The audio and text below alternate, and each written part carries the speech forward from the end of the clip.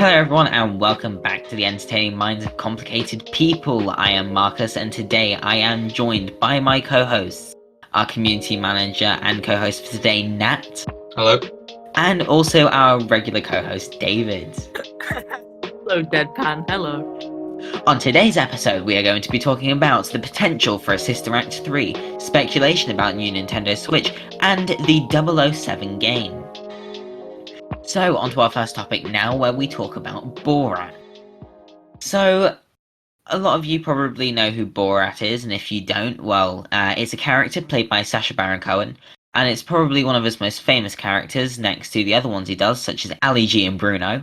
So, Sacha Baron Cohen goes undercover as Borat in situations like shops and interviews. He films people's reactions under a sort of false pretense. So they're doing a documentary, I think, usually. Yeah, so they say they're doing a documentary or something because the character of Borat is Kazakhstani, and so he pretends like he doesn't know much about the culture and whatever, and so that's sort of his pretense. So the character of Borat was only brought back in Borat 2 to help inform people about the implications of the Trump presidency. Borat 2 was released on Amazon Prime, and due to the pandemic, it's one of those sort of Disney Plus situations where it had an original theatrical release, but they released it on a streaming service to ensure they could get as many views as possible. In a quote from Sacha Baron Cohen, he said, "I felt democracy was in peril. I felt people's lives were in peril, and I felt compelled to finish the movie. The movie was originally about the danger of Trump and Trumpism. What coronavirus demonstrated was that there's a lethal effect to his spreading of lies and conspiracy theories." And in another quote, he was reported as saying, "There was a purpose to this movie, and I don't really see the purpose of doing it again." So yeah, he's locked away in the cupboard. So what that means is that it seems that the character of Borat isn't going to be coming back anytime soon.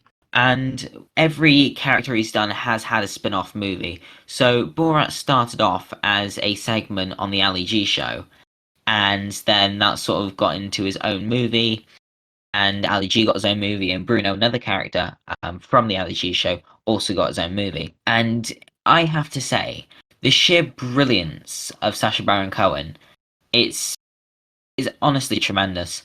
It's the way he can sort of convince people and just completely lie to their face and yet have them believe it.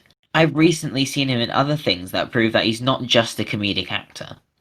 For example, on Netflix, there's this show called The Spy, and The Spy is about Sacha Baron Cohen's great grandfather, I believe it is, Eli Cohen, who infiltrated a high level in a government. It's based on a true story, so it really did happen. He plays Eli Cohen, so his great grandfather in this, and honestly, his acting is surprisingly good for someone that is only really associated with sort of gruesome and sort of dark comedies, I guess. Not gruesome. More like Food. silly.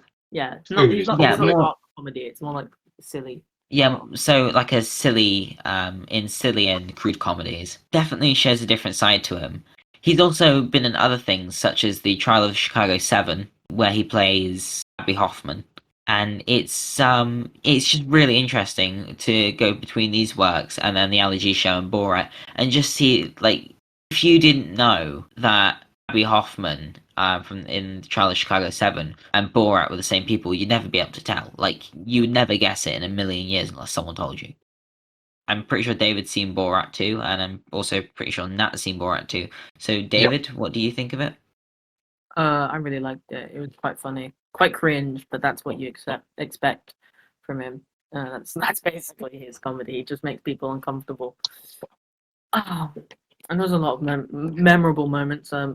Nat, you watched it, so you know the Rudy Memorable moment is one way to put it, yeah. Yeah, controversial moment. Again, as you were saying, is just really a really good comedic actor, like comedy actor.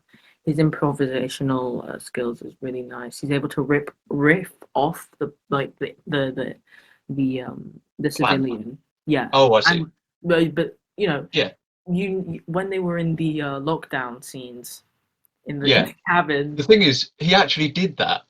he's so interesting, like in general, because I haven't seen Borat or Borat 2, Ooh, but I you have missed watched the out. Ali. Yeah, I've seen the Ali G show though, and he's brilliant. He's just the stuff that he comes up with, and it's not as if you can rehearse this kind of thing. Like it's completely organic and natural, and that's what makes it. That's what makes it good. And I honestly encourage you, if you haven't seen the Ali G show, obviously check the age rating first. Um, it's not necessarily appropriate for all audiences. Let's just say that much. But it certainly is interesting. And apart from the third series, which gets a lot worse, the first and second series are quite interesting.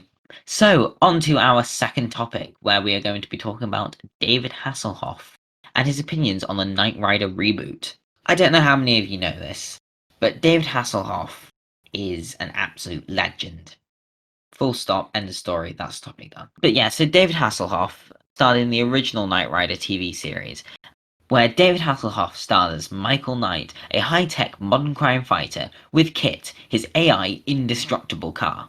So this Knight Rider reboot seems to be a movie as opposed to a new TV show, unlike sort of the recent reboot of SWAT, which saw it go back into a TV show.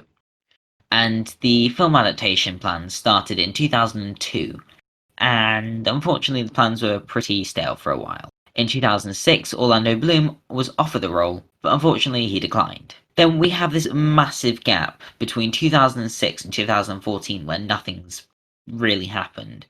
And in 2014, John Cena and Kevin Hart were eyed for a comedic reboot. Cena mentioned to Screen Rant that the script was amazing. It's unfortunate, but I just don't think I could ever see John Cena in Knight Rider or Kevin Hart. Oh, I could definitely see Kevin Hart I Has John Cena couldn't. ever done As any Kit. other acting stuff? as Kit. That would be amazing. Actually, no. As Kit, yes, but as like Michael Knight, no. Because in Central Intelligence, like Kevin Hart just got on my nerves more than anything. It was a pretty terrible movie. You know, it wouldn't be the same character, right? No, I know, but like Kevin Hart just has this way of annoying me. He's just annoying. So has John Cena done any other acting stuff then? Yeah, I he did Well, I that. guess he was in WWE, wasn't he? Actually, no. Why Sorry. are we doing that? We're We not know supposed to it's say that. fake. It's clearly fake. Like, you But can't then just lift up a bus. that is I mean, you've got a guy that ate a plane. Like he literally ate a plane. So I'm pretty sure you can have someone that can pick up a bus. It Buses are says heavy, especially if they've got people in them. I never said he could put it back down again safely. I said he could pick up the bus. You can't pick up a bus. They're too heavy. It's like trying to Pull pick it. up Birmingham. There's people that like pull it with their You mouth. They people can from pull buses with their mouth. Yeah, but that's like Eddie Hall and they like mad lad. And in 2020, in August, Spyglass Media stepped in and partnered with James Wan and Michael Clear for the film, and it has apparently been in active development ever since. So this is all as reported by Screen Rant, and according to Screen Rant, David Hasselhoff said that he was relieved that the film was in the hands of screenwriter T.J. Fixman, and who was a big Knight Rider fan. And the essence of the film lies in the difference an individual can make more than anything else. Yeah. Okay, first thing I've noticed, you said James Wan, right? He is a horror film director, but he's most known for his, I think, The Conjuring and Annabelle. He also directed Aquaman. So this could be interesting. This might be more. I don't know if it's gonna take a serious role. It'd be kind of cool. Yeah, I honestly don't know, because if it's a comedy movie, he's got some quite interesting movies, as you say, under his belt, like Aquaman, which is an action movie, The Conjuring, which is a horror movie, and then a massive list of horror movies. Aquaman 2 is coming up. Is Mortal Kombat, apparently that's going to be a movie soon. That's an intention. Yeah, Mortal Kombat movie. I can't see that happening, to be completely honest. No, But that's an interesting one. Also, I don't know yeah, about Aquaman. and then he's got Doggy Heaven, not quite Hollywood's. There's some really. It is a mix, but I don't think there's many comedy movies that I can see from here. But it seems that he's been in sort of working on the development of MacGyver, whether that be the film or the TV show, I can't tell. If it's going to be a comedy movie, they would have probably picked someone else. So I think, as David says, that this might be a little bit more serious. Yeah, definitely. I don't know many. I mean, maybe Jon Favreau. The guy who made Iron Man. Not made, but like directed it. He was also Happy Hogan in all the Avengers films.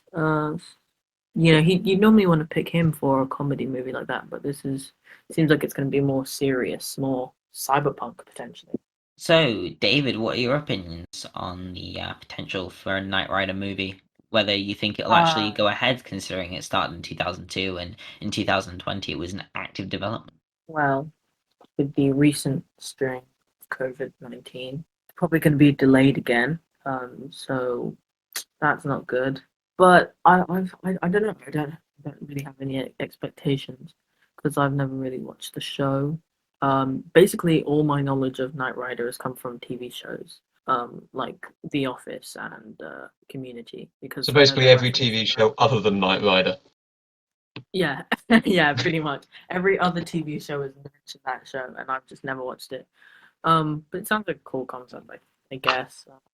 As soon as the trailer drops, I'll be down to watch it. I'll see. I'll get my opinion off that. Do you have anything to add, Matt? I have absolutely no idea. All I know about Knight Rider is what you've got written in front of you. Also, just worth noting that Michael Clear, the other guy that's working on this, has done a fair amount of movies and has worked evidently with James Wan before, because he's worked with him on The Nun, I believe, and also on Annabelle, and it seems as well MacGyver as in a TV show, as in the recent reboot. So that's going to be quite interesting. I think it's going to have a little bit more darker tone. I'm pretty sure that David Hasselhoff says so long as it stays true to the TV show, he'll be fine with it. But I think you'll know if it's good if David Hasselhoff approves it. If he doesn't, then it's a dead in the water movie. But I wish it all the best. It's taken 18, 19 now, 19 years to even sort of get going. 18 years to get going, and it's in the 19th year of its development, I guess. And I feel bad for anyone that's been working on this movie for nearly 20 years. Because, yeah, that'd be a pretty boring job. Okay, oh, you're gonna, like, in 2002, you joined the company. Okay, you're gonna be working on the new Knight Rider movie. Oh, great, I can't wait to work on other movies. Nope, this is the only one you're gonna be working on for the next 19 years. Yeah, There must have been some delays that in there would suck. somewhere. It's a shame, honestly. But, all the best. On to our third topic now, and Sister Act 3. So, I don't know how excited I am for this, but Disney officially announced a Sister Act 3 last year, in sort of the late months of 2020. And according to MovieWeb, apparently Whoopi Goldberg is still trying to get it going. So it looks like it's going to have a lot of the, not necessarily original cast, but if it does, a lot of them will be significantly older, considering when did the first Sister Act come out? I'd say 90s. I want to say 90s. I have absolutely no idea. I think it was like 96 or something. Yeah, because Sister Act was 1992, and Sister Act 2 was apparently 1993. I didn't know there was only a 1 year gap between them. Wow, Disney really did that quick. And then they're nearly 20 years on, over 20 years on, and the casts, if they were 30 then they'd be 50 now, if they were 50 then they'd be 70 now. And yeah, I don't think it's going to go as well as they hoped. I know that Whoopi Goldberg has also been involved with the stage production and is also trying to get this going. The last time I went into London, sort of pre-lockdown, there was like things everywhere, like posters everywhere for Sister Act, and Whoopi Goldberg was right on the front of them. So she's not stopping anytime soon, and so I think she's still fit to do sort of acting. But I think the others, if they haven't acted or done acting in recent years, I just think it's a bad idea to get all the old cast together and go, hey, do you want to do one last hurrah while it wastes everyone's money? It's like a And reunion, isn't it? You'll go back and you'll hate each other. Apparently, as well, Sister Act 2 wasn't as well received as Sister Act 1, although they're both just as good as each other in their own right. Yeah, second films are never as good as the first ones, though. Well, yeah, I mean, there's a very rare occasion that they're just as good. Yeah, like Star Wars. Pirates of the Caribbean The films second- just got the worse second as you act. went through, though, didn't they? Okay, Marcus's face. And also Avengers. I Age haven't of watched any Ultron. of the Avengers, Yeah, so That's a good movie. okay, I'll give you Age of Ultron. That one's good. What's But Guardians of the Galaxy 1 and 2 are just as good as each other. And that's right, though. They don't always do as good as each other. This is also part of a selection of reboots brought out by Disney recently, which includes, but is not limited to, Mulan, Lion King, Jungle Book, Christopher Robin, which was technically a reboot. Did we even talk about Mulan? I don't No, think we never did. talked about Mulan. I don't remember writing anything for it. That was apparently a terrible. Was it? I'm sorry, it was going to be a terrible movie from the start because they already took out Mushu, who was basically the heart and soul of the movie. I mean, I can't believe we didn't talk about that, but yeah. Also, Lion King was pretty terrible. So, David, what are your opinions on a Sister Act 3? Well, since Sister Act 2 wasn't received well, then why are they even bothering with the Sister Act 3? That seems like a waste of money on everyone's behalf. That is true, but then if you think about it, like, I don't know, like, what movies weren't sort of received well, but I know that a lot of them tend to get, like, a sequel to the terrible movie to see if they can sort of revive it. And it's very rare that they'll let it go. Like, I know The Mummy was, the most recent one was pretty terrible. And they even did, like, a whole teaser for a new universe, although that got quickly dropped. But I don't know. I honestly don't know. Nat, opinions? I think I'm just with David on this. I think bringing back something that old can only go well. Sure. I'm not sure if the last one wasn't well received. I don't think this one will be. Unless they do a particularly good job with it. Exactly. I mean, I can't name a single example time where it was as well received as the first one. That's the second one, sorry, which Yeah. was bad. I can't think of a time when the second sequel's been better than the first one. Very rarely, I think.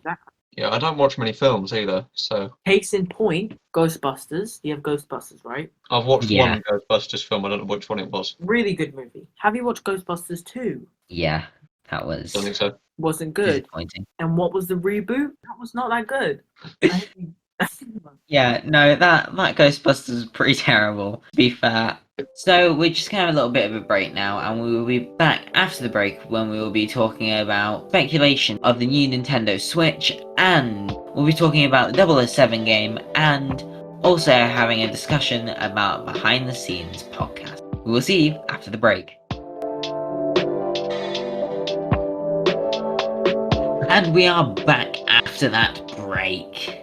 And so now we are going to move on to topic 4, and we're going to be talking about the speculation of a new Nintendo Switch.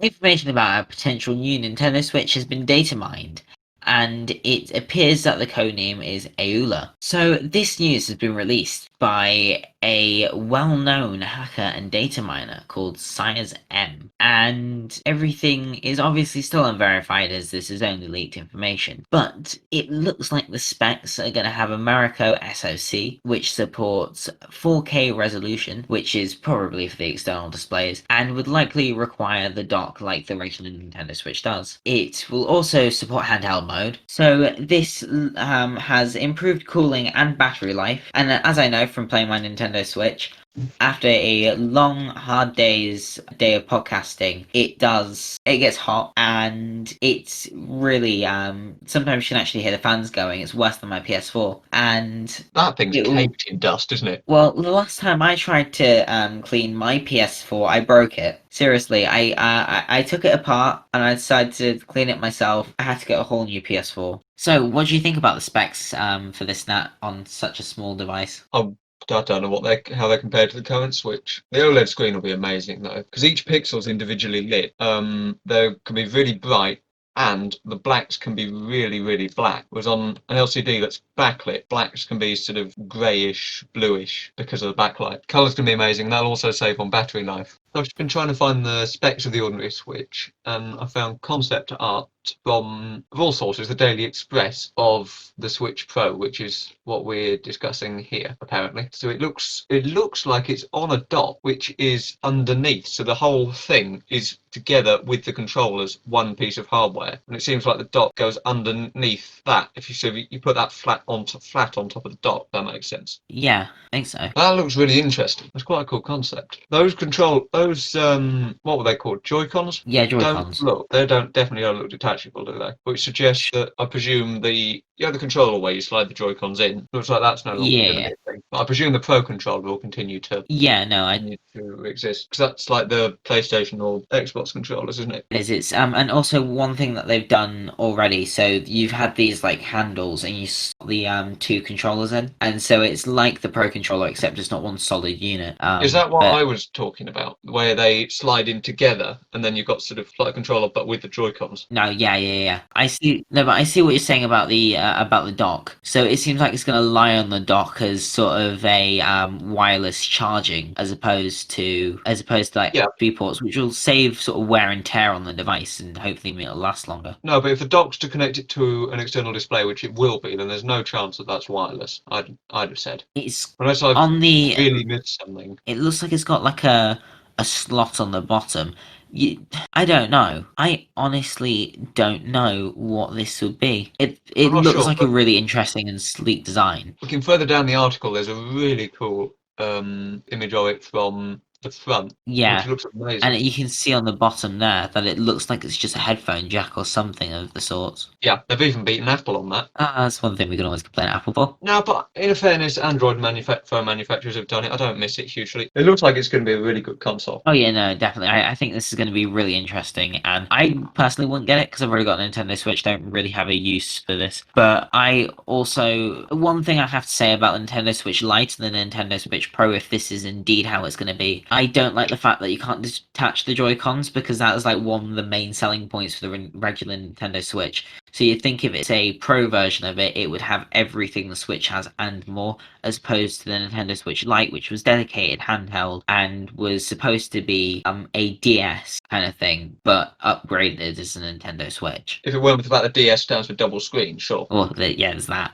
I think the design looks a lot sleeker though with the Joy-Cons integrated, because they can have just one sheet of glass or plastic or whatever across the whole thing. It looks a lot sleeker, a lot more modern than the ordinary Switch. And I never liked the Joy-Cons being blue and red or red and red or whatever colours they came in. I've always hated that look. I agree. I mean, I got red and red with mine because I got the Super Mario Odyssey sort of special edition, so I ended up getting two red Joy-Cons instead of one red and one blue, which is the standard. I also have two yellow sort of Joy-Cons as well because, you know, my favorite color. Yeah, you go ahead, judge me. But yeah, I already am. I've seen your furniture. That's fair enough. But yeah, it's certainly an interesting design. Certainly something that I'd like to see, and I would also love to know how it actually works. But I'm sure we'll get an official announcement from Nintendo soon, because usually when these sort of things leak, the company makes an official response. This was published 4 days ago, so I reckon within the next week or so we'll have a new official announcement from Nintendo. Is it? I can't tell if it's got a kickstand or not, like the original Switch did. I'm not sure how much you've missed that without the detachable Joy-Cons, but yeah, that's one thing I liked about this Switch though. The original Switch is the handheld tabletop and the sort of TV with the dock. yeah, I don't know if it is or not, but that kickstand does look incredibly flimsy. Joy-Con grip, that's the thing I was talking about, where they both slide in next to each other. Right, yeah. And we are now moving on to topic number 5, where we're going to be talking about the brand new James Bond game. So we reported on this a couple of weeks ago when the announcement trailer first dropped, just teasing that there was a James Bond game. At IO Interactive, 14 jobs have been listed relating to Project 007. So that obviously means that it's going to be quite a big project. And one of those jobs that is being advertised is the lead cinematic animator. They would be the sort of one to say how the gameplay looks. So it looks to me as if they're going to be they're pulling out the big guns on this, because again, the same people that sort of make Hitman, and they can bring that expertise to 007. And they're also, it seems, looking for a gameplay director. And as pointed out by Games Radar, with this hiring choice, the game is probably still a long way from being complete, because if you're still looking for the heads of department, then something tells me you haven't started your gameplay yet. You haven't started developing the gameplay yet, or the game at all. And IO Interactive are also currently hiring for another undisclosed project. So that could potentially be a sequel that's being in development. That's in development alongside the original, because that does happen quite often. Or it could just be, you never know, another Hitman game. Although I do believe they did say Hitman 3 would be the last last for a while. So, David, what do you think about this? I've never played a James Bond game, so I don't know what to expect. But if it's anything like a Hitman game, they put out Hitman 1, Hitman 2. They've done the story for Hitman. They're going to release a Hitman 3 this coming year, I believe, or maybe next year. If it's anything like any of those games, then I'll play it. It's just going to be super repetitive. Maybe it's a sniper game, because I know they have one of those on mobile, but that would be tragic from a big company like yeah, I can't remember the name, but that'd be tragic. Yeah, I have to agree. Like I can see if it is going to be anything like the Hitman games with because spies and assassins sort of go together hand in hand, I guess. So I reckon it'll end up being like a Hitman game, but it's not going to be a Hitman game. I'd like to see sort of the open world side of it, like from Hitman, but also with elements of GoldenEye, because I think a lot of people will be expecting it to be like GoldenEye, because it's one of the best James Bond games ever made. And so it really has to work hard to top a game that has considerably worse graphics. Well, yeah, But exactly. That's going to be its downfall, really. The expectation. I don't want a Hitman remake. I want a new game. Be exciting because they've only got a teaser out for now. As soon as the full game trailer comes out, that's when I think we'll get more information on the game. But if it comes out anytime soon with the new hirings that have been made, then it would tell me that like we have to be careful with new gameplay trailers these days, because what a lot of them are doing is they aren't actually taking gameplay. They're taking a cinematic concept of this is what the gameplay should look like, but not what it actually is. And also, And if they're putting so out gameplay within either this month or next, probably going to be a rushed game, especially if it's not a cinematic. Like you've just said, I'm expecting gameplay trailer July, September, August, that kind of time. Give them a few months because they've been working on it for a while now. do you have any opinions on the snap? Not really. I guess it's going to be quite a long way away though, with 14 people still to be found. Yeah, no.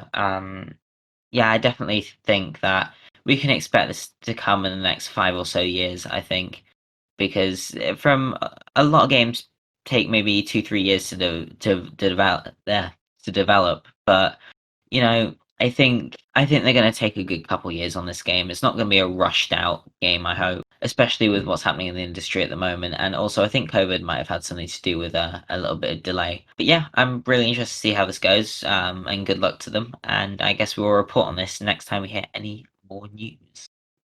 So, on to our sixth and final topic. In this topic, we will be talking about the running of a podcast, as we give you a behind the scenes look at what it takes to keep one of the world's best podcasts running. Yeah, well, we have nothing to back that up, and we are not making these false claims. Do not sue us. This is not false advertising.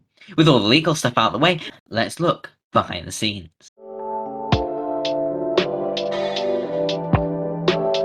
So, to start us off, we have our community manager, Nat, who will talk about what it takes to keep the social media side of the podcast running. Thank you, Marcus. Well, we have yeah, it's neglected quite most hard. platforms, haven't we? Let's be honest. Like we ignore Instagram, ignore Reddit. Discord gets some attention sometimes. Twitter's the only one that actually anyone pays attention to at the moment. Wouldn't you agree? Is it? It's actually just Twitter that we're getting most of our clicks from. Yeah. Yeah, a lot of stuff is coming from Twitter, but we've had a lot of traffic from Discord as well, Yeah. especially No, over that on is good. YouTube. Because YouTube actually tracks where people come from, and we're getting a lot of external links. A lot of it is coming from Discord. So if anyone is listening to this and has come from Discord, thank you so much, because we can Yeah. see where you guys are coming from. We really appreciate it. Yeah, but we See haven't if any- touched Instagram, for example. We haven't touched since November. It's Well, what 14th of January now. what are we There's a thinking of doing for Instagram though? That's the thing. Well, that's what we're struggling with, because this is all so audio-based, there's nothing to do imagery-wise that I've managed to think of so far. I had some ideas, but I ditched all of them because they were big. Well, let's hear them, because I haven't heard it. So the first one was some cinematic videos, but they didn't turn out anywhere near as good as I hoped. In fact, they were purely horrible, and I think I deleted them. And I was thinking about trying to do some photography stuff, but I couldn't think what of. So that's dead in the water at the moment. I propose an idea. Oh dear God. I think if we go with a less structured planning, still got the topics and everything, we could potentially get some like highlight sections, post that Yeah, onto but Instagram, post that onto Twitter, onto Discord, onto Reddit. yeah, but you can still do that even with the structure that we've got now. That's So basically, true. what we do is throughout the week, I add topics to a Google Doc, just links to articles. But it just seems like, personally, from what I'm hearing from like podcasts and when filming, everything that is most of the things are being sent to the outtake section, and that episode has been planned since episode 1. It's now episode, I believe, 12. We're Yeah, waiting on that. We were supposed to release it episode 10, but we couldn't get that out. Now we're waiting for 15. This is going to be a 12-hour long episode at this point with all the yeah. sections. I'm not listening to it. That's for damn sure. But now the way we do the topics is I think, quite good. So we've got a channel on Discord where Harry and David and Marcus send topics. And then Yeah, all of that and ones I find get added to a Google Doc. And along with that, we also decide on a segment. And then from there, at the end of the week, on usually a Saturday, I think, Marcus narrows those topics down to 4 and the segment that goes at the end. And then on a Sunday, I'll write a doc basically outlining the topics and giving a quick summary on each and giving a rough outline of what's to be said when we go for the break and for the intro and at the end, which means we can have things like currency conversions and quotes prepared rather than having to go through and look them up as we record, which in theory helps get rid of some of the gaps in between what we're saying. Doesn't work, but that was the hope. Well, Well, I if think you Yeah, go ahead, actually Tom. have to listen to the original recordings, there's a lot of gaps that I edit out. Yeah, I know, that's the thing. It's a lot better now though, we've got a lot less gaps in. So how do you do the editing then? What do you use? Well, I just use Audacity, to be completely Oh, honest. It's a lot of people would think that you need some really fancy editing software, but Audacity does everything you need for this kind of editing. When we start moving on to the next phase of our podcast, where we start to post some Among Us videos and other YouTube content, then I will look at upgrading to some more advanced sort of editing software. But for now, cool. when it's just audio, Audacity is perfect. I'm honestly considering using Filmora because Filmora, I'd use you'll be DaVinci Resolve. DaVinci I Resolve's better. It's used to the full version is used to edit feature films. There's not a lot that you'll miss. Well, there's nothing you'll notice that isn't in the free version that is in the paid posh people version. I mean, I prefer, like, I've used a lot of One Niche products in my time, and I've had some good recommendations from other people that I know that post YouTube content, friends of mine and other people that I've met, and a lot of them do seem to have one thing in common, and a lot of them do seem to use Filmora. So I'm not like saying that that's the best or anything, but I'm saying I'm certainly looking into it. Yeah, no, but it's not the software, is it? It's the skill of the person using it. If you're an utter idiot, no comment on that. But then you're not going to be able to edit on anything. Might as well be given a turnip. So, David, what's it like being a host on this podcast? It's really fun. Everyone here, super nice. Really great community. Yeah, and the viewers are nothing but nice to us. Got a recent viewer. He was in our general, just chatting to us. Yeah, the community, the people behind the scenes, we've nothing but love for you guys. Appreciate you all. So, final thoughts on the podcast as a whole and where you think it might go in the future. Nat, where do you think this podcast might go in the future? I don't know where we're going. I guess we'll find out. Twitter, probably. I agree. And that concludes today's episode. I would like to thank our community manager and co-host for today, Nat. Thank you, Nat. And I'd also like to thank David as well for joining me today. If you liked our podcast, then you can go check us out over on Twitter and Instagram at Minds of People PC. You can go subscribe to us on YouTube with a channel of the same name. We'd appreciate it if you hit that notification bell and that like button and subscribe to us over there. We also have a website if you'd like to go visit us over there, which will be in the description of today's episode. And thank you for listening to today's episode, and we will see you next time. Goodbye.